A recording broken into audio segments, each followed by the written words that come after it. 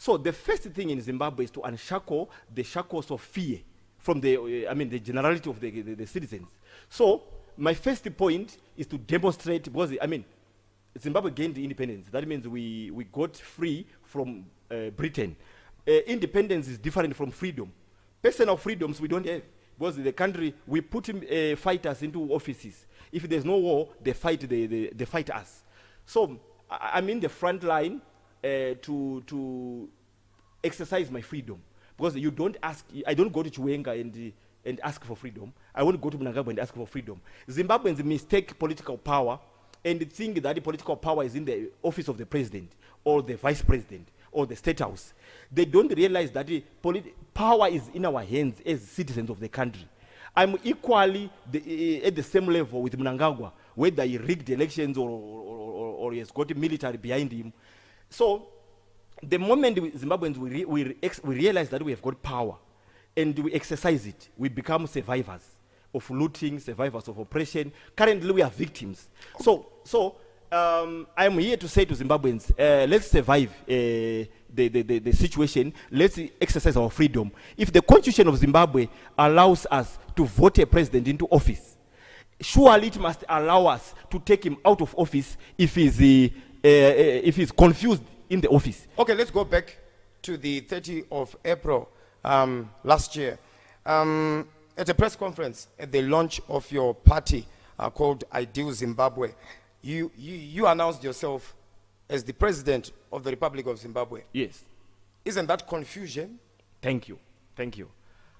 Robert Mugabe was running this country on self-declaration.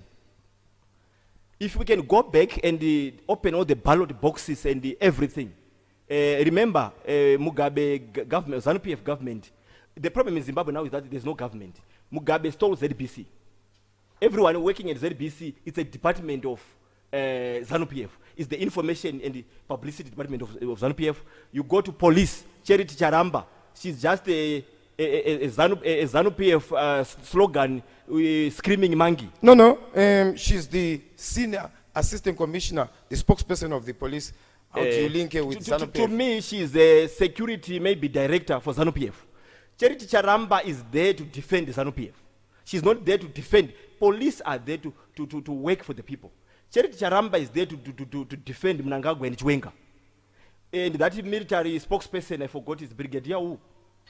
Yeah, the spokesperson of the army, yes. Yeah, he is not allowed to think.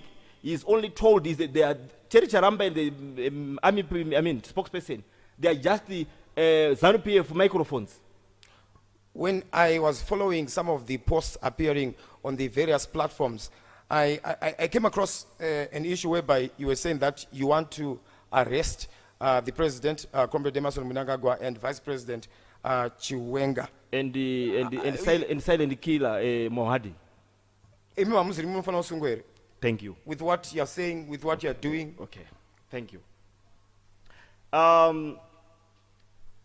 When you are being tortured, I'm giving an example.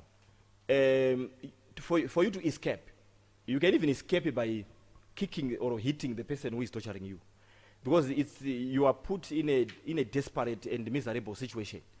Zimbabweans were being tortured by, there's no medication in the country, there's hunger, there's oppression. So in such situations, we need to fight we need to escape from looting, from oppression. The country is being run by hooligans. So the problem in Zimbabwe is that people think the constitution is quiet in Zimbabwe.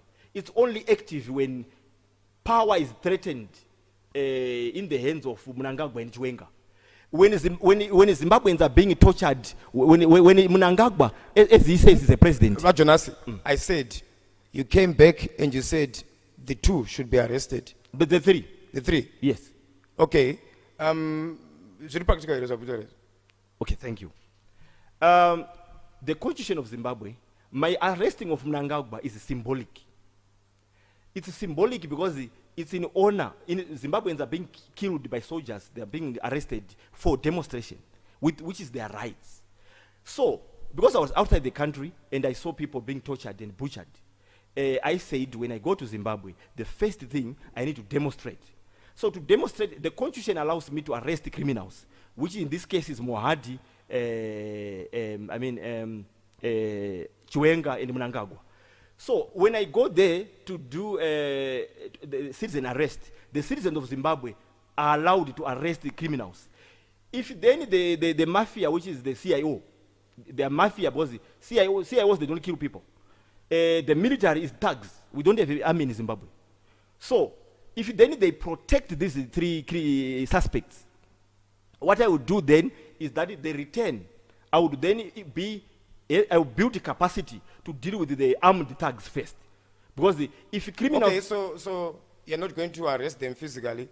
You're just going to talk and talk and talk. No. What are you saying? I'm going to take them and take them to the police station. Aiwaga, let's be practical. You're going to take them? Yes. Where? At Mnumtaba building. Rini? 9 March, 10 a.m. 9 March, 10 a.m. Yes. According to the president of Ideal Zimbabwe, the president of Zimbabwe, President Mnangagwa, vice president, Chiwenga, as well as Mohadi, and the 9 March, they shall be arrested. Right. Okay. Dr. Kwamuri, you want to add more? Yeah. I'm going to arrest them for coup. The coup not in the sense that they removed Mugabe. Mugabe was never removed. Mugabe was now wasted through age. So the closest person to Robert Mugabe in the world is called Emerson Mnangagwa. So when Mugabe retired, he appointed Mnangagwa to replace him. The coup was gimmick to make people believe in Mnangagwa. Because Mnangagwa is a killer. He's known in Zimbabwe as a killer. No. Those words, Eguti is a killer. Those are big words to define someone as a killer. They are big words to describe a big assassinator. Let me just go to some of the comments which are coming through the Facebook platform, and I shall read them as they are coming through. Thank you so much for joining us. I saluting you for taking your time. Now, there's a comment coming from Paul Tinashe Baston. And the way ED is ruling my beloved country, you would be tempted to think he's a political science student on attachment. You want to come in? Yeah. That's true, because Mnangagwa is experimenting as a leader. But his core business is looting. Because he's funding a cartel, a business cartel that involves this Zuba, whatever. Because you know what? Mnangagwa owns the fuel industry in Zimbabwe with Chiwenga. And they own RBZ. Magunga is just a puppet. That's the Reserve Bank of Zimbabwe. The Reserve Bank is no longer... How can the Reserve Bank of Zimbabwe be owned by an individual? It's owned. Magunga, you know what's the... For example, I come in with the issue of monetary policy. Zimbabwe doesn't have production. Nothing. This goes still there. Mnangagwa captures everything with Chiwenga. They take the mines, they take the industries, and then you discuss monetary policy. The economy is not engineered in a workshop. The economy, what can I say? It sets itself. You don't comment on economy. You don't redirect economy. They just wake up. The Zim dollar is 1:1 to US. That monetary policy is just a propaganda. ZANU-PF is spending time through gimmicks like cholera, like... How can you say cholera is a gimmick? It was formed by the military intelligence. Because people were frustrated by the results of the elections. So ZANU-PF is good in the gimmicks. When they put cholera, the whole world shift dialogue from from the stolen elections to cholera. It's a disaster.